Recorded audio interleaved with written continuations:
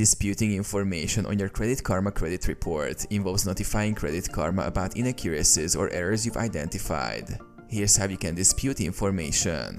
Identify inaccuracies. Review your credit report on Credit Karma carefully to identify any inaccuracies, such as incorrect account balances, missed payments, or unauthorized inquiries. Gather documentation. Collect any supporting documentation that proves the information you're disputing is inaccurate.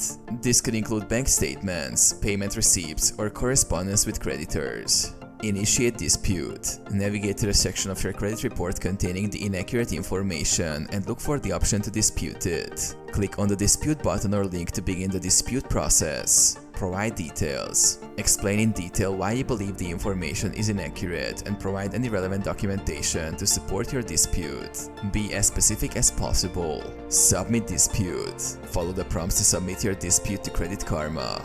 They will review your dispute and investigate the information with the credit bureaus. Monitor progress. Check your Credit Karma account regularly for updates on the status of your dispute. Credit Karma will notify you of any changes or resolutions. Follow up. If necessary, follow up with Credit Karma or the credit bureaus to provide additional information or clarification on your dispute.